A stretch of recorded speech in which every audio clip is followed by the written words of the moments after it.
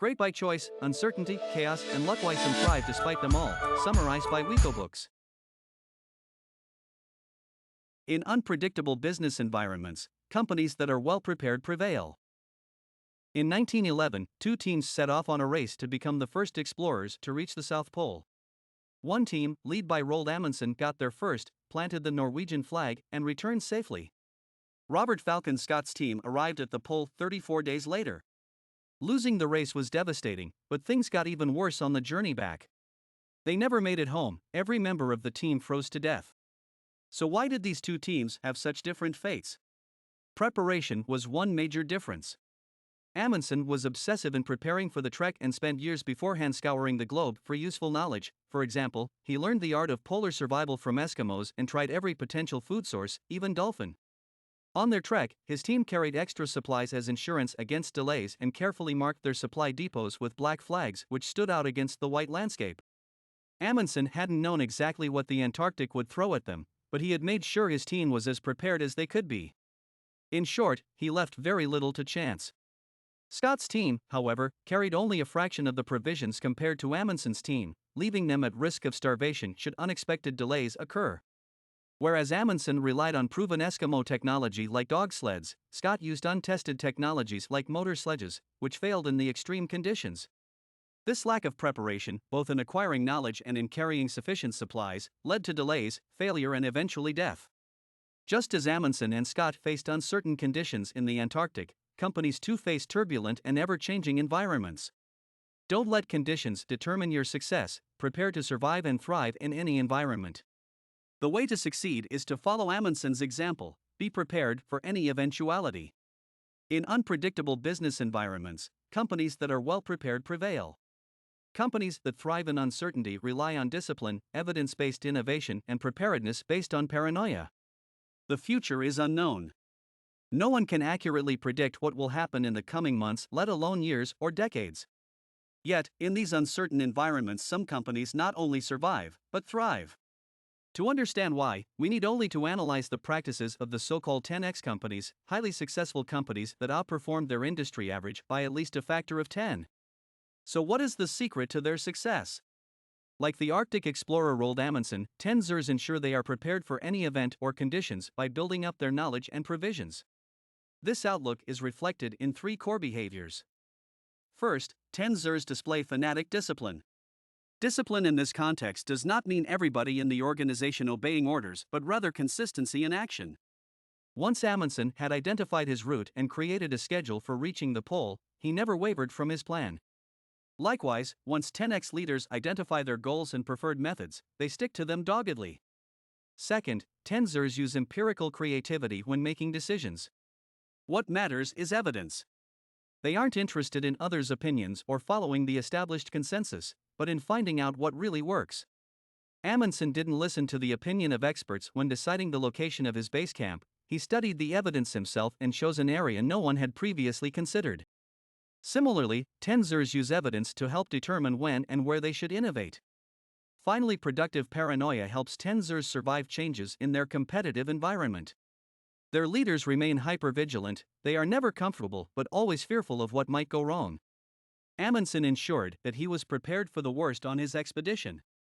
Likewise, 10xers channel their fears to create policies that prepare their companies for difficult times. Companies that thrive in uncertainty rely on discipline, evidence-based innovation, and preparedness based on paranoia. 10x companies set themselves targets which they hit precisely year after year, no matter what the conditions. Roald Amundsen trekked to the South Pole in an extremely disciplined manner. Every day he marched a similar distance, about 15.5 miles, no matter what the conditions. When the weather and terrain were favorable, he would march the set distance and then stop and rest, even when the team could go further. Conserving energy in this way meant that even when the weather or terrain became difficult, his team was strong enough to march on and hit their target distance. His policy enabled the expedition to maintain a steady pace. This approach to achieving success is known as 20-mile marching, and it is one of the strategies that allows 10x companies to thrive in uncertain times. First, the marker by which success will be measured is identified. While Amundsen had his daily distance, companies use longer-term markers like an annual growth percentage or a certain level of innovation. They will then drive themselves to reach this target consistently through both good and bad times. When 20-mile marching, the pressure is always on, the marker must be met in difficult times, but must not be overshot in favorable ones. Though this may seem counterintuitive, it is crucial, and it takes self-discipline. Push too hard and your company may become unbalanced and unable to adapt to changing circumstances. The electronics company AMD, Advanced Micro Devices, nearly destroyed itself chasing rapid success in the 1980s. Attempting to gain a 60% growth rate, the company overborrowed, leaving itself low on resources when its market collapsed. It fell behind competitors such as the 10X company Intel, which secured steadier and more sustainable rates of growth over the same period. 10X companies set themselves targets which they hit precisely year after year, no matter what the conditions. 10Zers are bold and innovative, but only when the evidence supports such a tactic. 10X companies are fiercely independent in their decision-making and creative output. Some 10Zers like Apple become famous for their constant innovation, and many analysts believe that this boldness and innovation is the key to these companies' success. To a certain extent, this is true. However, 10Zers are not innovative just for the sake of it. They do not take foolhardy risks by launching innovative, groundbreaking products without first understanding their potential for success. They first gather all manner of empirical evidence to build a deep and thorough understanding of the marketplace, and then adjust the direction of their innovations to take advantage of opportunities. This so-called empirical creativity is implemented through a policy of firing first bullets, then cannonballs. A 10X company will first test the market with a series of low-risk, low-cost innovations, essentially firing many bullets in many directions. Once a good target has been identified, they then pursue that opportunity with full force. They fire cannonballs to smash it. In 2001, Apple fired a bullet by launching a small-scale MP3 player compatible only with Mac computers. This bullet, the first iPod, was low risk, low cost, and low distraction in that it didn't distract the company's resources and time away from the main product, Mac computers. Initial sales were promising, so Apple fired another bullet. It launched iTunes, an online music store also restricted for use on Macs. Consumers liked the iPod and the ability to download music cheaply and legally. The bullets had hit their targets. This was the empirical evidence Apple needed to launch its cannonballs, iTunes and iPod for non-Mac computers. The cannonball smashed the targets identified by the two bullets, and the rest is history. 10Zers are bold and innovative, but only when the evidence supports such a tactic. Innovation isn't everything, it must be combined with discipline in business practice. There is a common misconception that in a constantly changing environment, the most innovative companies are also the most successful. In reality, innovation alone is no guarantee of success. Of course, every company must innovate to a certain degree, and every industry has an innovation threshold, a level of innovation firms must meet to avoid being left behind by their competitors. This threshold is higher in some industries than in others. The information technology industry, for example, has a relatively high innovation threshold. Products become obsolete quickly, so companies must innovate constantly to stay competitive. The airline industry, on the other hand, has a low innovation threshold. There is no need to come up with a new way to fly every month. While companies that fail to make their industry threshold cannot hope to succeed, innovation at higher levels seems to bring little advantage. This is because a company that focuses too much on innovation will become unbalanced. It allocates too many resources to chasing innovative breakthroughs, leaving crucial elements of business underprepared and underfunded. What is needed is the discipline to ensure that all areas of business, such as manufacturing, marketing, or accounting, are given the attention they require. Intel was able to beat their rival, Advanced Memory Systems, AMS, despite the fact that the latter was initially the better innovator. Intel succeeded because they remained focused on all areas of their business, from innovation to manufacture and distribution. They obsessed over costs and production processes, ensuring that their clients could expect their product to be delivered on time and on cost. While AMS beat them in the laboratory, Intel won where it matters, in the marketplace. Innovation isn't everything, it must be combined with discipline in business practice. 10Zers are productively paranoid, they fear the worst and obsessively prepare for it. 10Zers are never comfortable, they are always worried about the future. Even in successful periods, they are always asking themselves, what if things in my industry change? How will my company cope, and where will my next rival come from? They then put this paranoia to productive use by using it to ensure they are prepared for any situation. One way 10Zers prepare for difficult times is by hoarding huge reserves of cash. On average, their ratio of cash to assets is 3 to 10 times higher than their competitors. Their paranoia leads them to be hypervigilant. They constantly watch their environment for potentially hazardous developments such as new potential rivals, new legislation, or changing financial conditions. This vigilance enables them to develop a deep understanding of their industry, which, combined with their obsessive preparation, gives them a huge competitive advantage. It allows them to identify the defining situations on the horizon and take advantage of them. In 2001, the airline industry was rocked by the terrorist atrocities of 9/11.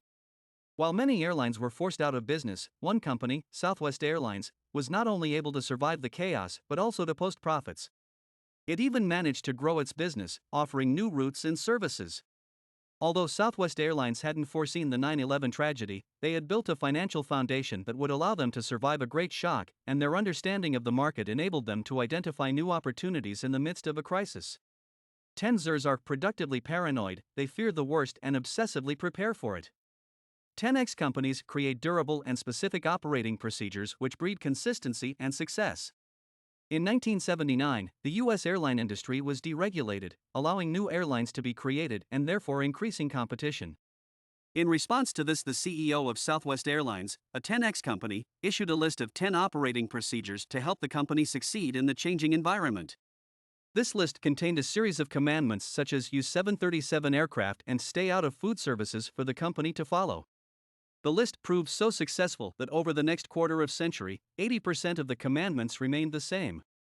Despite all the changes in the highly volatile airline industry, only 20% of the operating procedures were changed. This gave the company the consistency and clarity it needed to succeed year after year. The success of the procedures was due to them being specific, methodical, and consistent, or SMAC. They were precise enough to cover a range of issues, durable enough to be used in the long term, and yet specific enough to work in different situations. Tenzers are experts at developing SMAC operating procedures. They base their lists on the huge amount of empirical evidence they collect, knowing what procedures will work and which will not. They also have the self-discipline to strictly follow their list. Southwest Airlines could have abandoned their operating procedures when the airline industry suffered one of its many crises, yet they stuck with it because they knew it worked. Because they work so hard on getting them right in the first place, Tenzers will only tweak their operating procedures when absolutely necessary. This gives 10x companies the direction and confidence to succeed. 10x companies create durable and specific operating procedures which breed consistency and success. Neither luck nor circumstance make 10x companies great, hard work and ambition do. There is a worrying trend in modern society which suggests that success is largely the result of luck or circumstance. The notion is that the success of society's great leaders and companies has less to do with their attitude or tactics than with them just happening to be in the right place at the right time. Yet the truly great reject this notion. They know that they receive the same amount of luck as everyone else, rather, it is a mixture of hard work and ambition that makes them stand out from the crowd.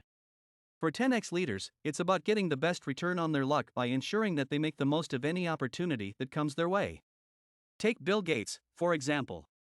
The Microsoft founder had much good fortune. He was privately educated, had access to computers at college, and was lucky enough to read the issue of Popular Electronics magazine that happened to contain a particularly interesting article, one that inspired him to launch his first product. Yet, this wasn't what made Bill Gates great. After all, many others in his generation had the same good fortune. What made him a success was hard work and ambition. After reading the article, he changed his life plans. He dropped out of college and moved to a state where he could pursue his goal of developing a groundbreaking software product. He worked all hours, often skipping food and sleep. He knew he could be successful, and he wasn't prepared to stop until he achieved greatness. In short, through hard work and ambition, he turned his luck to his advantage. Neither luck nor chance makes 10x companies great, hard work and ambition does. Final summary. The key message of this book is: the most successful companies don't let chance determine their fate. They are obsessive in their preparation, ensure that they have the evidence to back up their decisions, and practice the discipline to continue with their plans through both good times and bad. It's this mixture of consistency and evidence-based analysis that allows some companies show long-term success in a chaotic world. Neither luck nor chance are the reasons why some companies become great. Every company gets roughly the same amount of luck, it's what you do with this fortune that matters. The questions this book answered.